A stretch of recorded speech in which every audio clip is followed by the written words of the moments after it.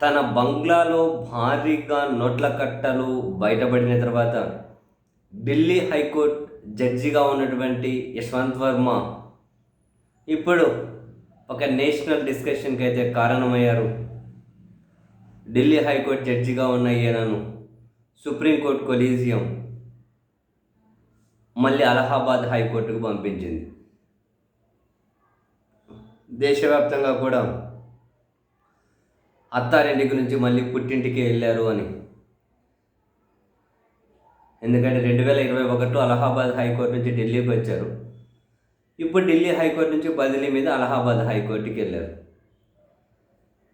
పుట్టింటి నుంచి మళ్ళీ అత్తారింటి నుంచి మళ్ళీ పుట్టింటికి వెళ్ళారు అని చెప్పి జోకులు వేసేవాళ్ళు కూడా వేస్తూ ఉన్నారు. ఈ క్రమంలో తనను ఢిల్లీ నుంచి అలహాబాద్ హైకోర్టుకు పంపడం మీద అలహాబాద్ బార్ అసోసియేషన్ చాలా తీవ్రమైనటువంటి అభ్యంతరం వ్యక్తం చేస్తూ సుప్రీంకోర్టు ప్రధాన న్యాయమూర్తికి వాళ్ళు లేఖ రాశారు.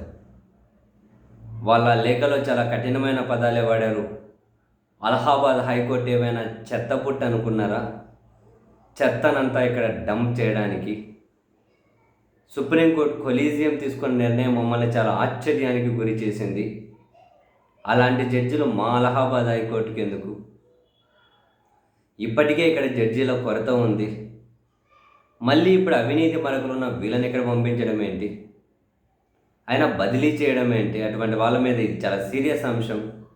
అటువంటి వాళ్ళ మీద చర్యలు తీసుకోవాల్సిన చోట బదిలీలు ఏంటి అని చెప్పి సుప్రీంకోర్టు కొలీజియం నిర్ణయాన్ని తీవ్రంగా అబ్జెక్ట్ చేసుకుంటూ అలహాబాద్ బార్ అసోసియేషన్ సుప్రీంకోర్టు ప్రధాన న్యాయమూర్తికి లేఖ రాయడం కూడా దేశవ్యాప్తంగా ఒక సంచలనానికి కారణమైంది.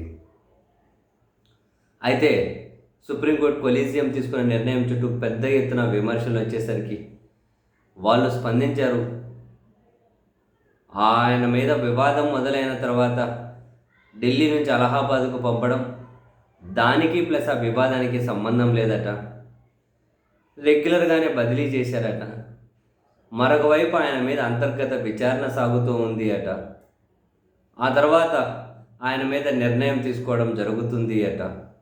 సో ఆ బదిలీని ఆయన ఇంట్లో నోట్ల కట్టలు ఈ రెండింటిని ముడిపెట్టి చూడకండి అని చెప్పి సుప్రీంకోర్టు అయితే ప్రకటించింది. ఆయన మీద విచారణ జరుగుతూ ఉంది. ఆ విచారణ తర్వాత ఎలాంటి చర్యలు తీసుకోవాలో తీసుకుంటాము అని.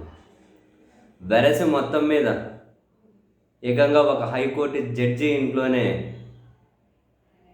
అఫీషియల్గా ఇంత ఫిగర్ అని లేకపోయినా కొన్ని మీడియా సంస్థలేమో 50 నుంచి 70 కోట్ల నోట్ల కట్టలు అంటూ ఉన్నారు. ఎంత బయటపడిందో తెలియదు. ఇంకా ఆయన ఇచ్చినటువంటి తీర్పులు ఏంటో కూడా చూడండి. అన్నీ అధికారంలో ఉన్న వాళ్ళకి అనుకూలంగానే ఉన్నాయి. కాంగ్రెస్ అకౌంట్ని ఫ్రీజ్ చేసుకుంటూ 2004 జనరల్ ఎలక్షన్స్ ముందు తీర్పిచ్చింది కూడా ఈయనేనట. కాంగ్రెస్ అకౌంట్స్ని 2024 ఎలక్షన్స్ ముందు ఫ్రీజ్ చేసుకుంటూ అలా ఆమ్ ఆద్మీ పార్టీలకు వ్యతిరేకంగా చాలా నిర్ణయాలు అన్నీ కూడా. సరే, ఏం నిర్ణయాలు ఎవరికి ఎట్లా ఇవ్వకుండానే ఇంటి నిండా నోట్ల కట్టలు వచ్చి పడతాయో చెప్పండి. వెరీ సింపుల్ లాజిక్ కదా. ఇంటి నిండా నోట్ల కట్టలు వచ్చి పడ్డాయంటే ఇంకా ఆయన ఇచ్చినటువంటి తీర్పుల ప్రభావం ఎంత గణనీయంగా ఎవరు నాశనమై ఉంటారో, ఎవరు బాగుపడి ఉంటారో ఏమో ఆ నోట్ల కట్టలకే తెలియాలి.